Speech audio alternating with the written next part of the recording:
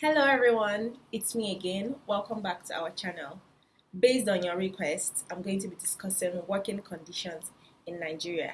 So, whether you're an employer or an employee, I'm sure you find valuable information to take out of this video. So, pull out a cushion, sit back and relax and enjoy. I got this really long email from someone I think is a very passionate businessman. He's into a lot of businesses. He has to be an able man because of the number of businesses he's into. Well, I can't really tell because his name is baptized. It's like Precious Vincent, Amazing Spider-Man, those kind of names.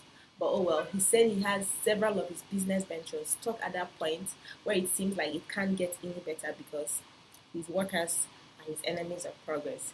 He shared a lot of experiences and stressed that one of the major reasons why businesses don't succeed in Nigeria is because of the workers, in addition to our system of government. And I think he's right in a way because I believe there are three aspects of a business that should be fully functional for it to grow. And I like to describe them in human parts for the fun of it.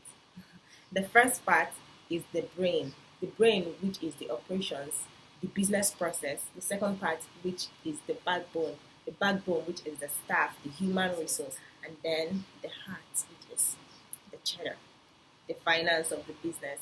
Most organizations don't pay as much attention as they should on human resource because they feel we have it in abundance. I mean, given the unemployment situation in Nigeria. When hiring, they're only concerned about how hardworking or how honest an employee would be, forgetting that these qualities can be influenced.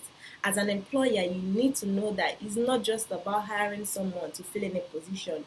You need to outline and explain the job characteristics and the job design to your potential staff. And by that, I don't mean that clause of whatever the job requires, you all hide behind in contracts to frustrate someone's life. You need to know that is what you give that you get. Because I've been both an employer, or I am both an employer and an employee, and I know and have seen the implications of not being clear about a job role to an organization. Owning your own business shows that you're bold enough to chase after your dreams, but don't ever think you're the only one dreaming. If you're lucky enough or successful enough to own a business, you should see it more as a privilege to share your dreams with other people. And the most important set of people that need to buy into that dream for it to be successful are your workers. Because I believe that it is way better to raise followers than to raise employees. If your employees don't feel as though they're a main part of your dream, then just forget it.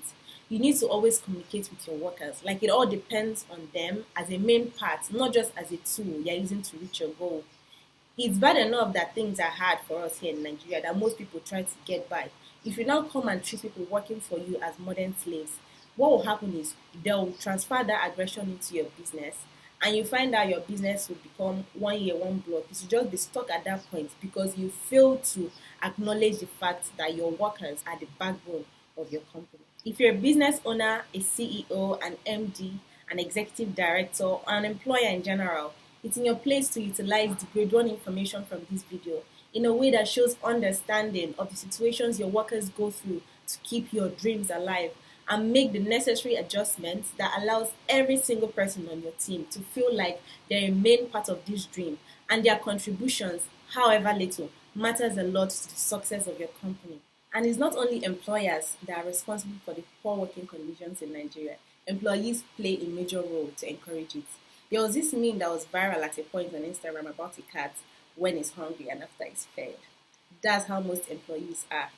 And it's wrong. When they are looking for jobs, they fail to speak up and ask questions, forgetting that the employment is supposed to be a fair bargain. The employer needs you as much as you need him. Because most job seekers forget that what they are selling is way more than what they are going to be receiving. You'll be selling your time, and time is the most valuable resource in this entire universe. A wise man once said, he put it like this, that time is so valuable that even if you pay millions of gold coins, you can't get back even a moment.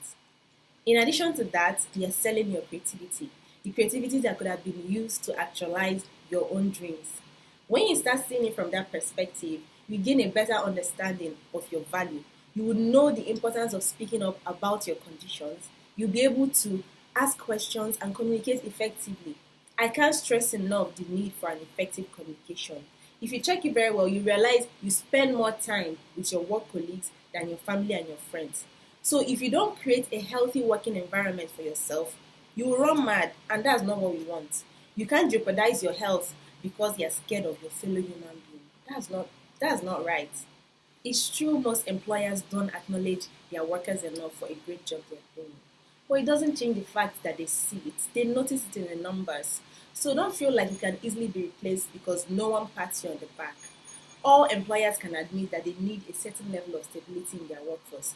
But Nigeria has made them so entitled that they fail to do their own bit to sustain a stable workforce. You don't need money to turn your workers into your followers, and you certainly don't have to pay them to buy into your dreams. There are so many ways you can motivate your team and get them on your side. You can do so by simply showing that you have respect for their work, positive reinforcement, some level of job autonomy, always sharing the company goals, giving them break time, having their back when they are being disrespected by customers or clients instead of adding salt to the wound. I can go on and on about this topic because it's one very close to my heart. But let me just stop here. Please share your own experience about your working conditions in Nigeria, whether as an employer or an employee. I believe we need to start a movement and create more awareness because it's really eating deep into our economy. If working conditions are poor, workers will underperform. And when workers underperform, the business won't grow. When the business don't grow, the economy will fail. And when the economy fails, it's bye-bye for all of us in Nigeria. We'll all pack and move to Ghana. And Ghana is too small for us, so let's do something about it. Let's start a movement. Let's create a hashtag. Hashtag my working condition in Nigeria. No, hashtag my Niger job life. I think that one sounds better. So let's start this hashtag, share your own experience, do your own videos, send in your comments. We complain so much about unemployment in Nigeria, but I don't think that's our only problem. The working culture in this country is so poor that even if everybody gets a job, our economy could still be stagnant. Employers need to value their employees more, and employees need to understand the impact of their jobs on the society at large. And I believe when that happens, it will set us on a clearer path towards a successful economy. Thank you for watching. Please share your own experiences. Hashtag my Niger Job Life.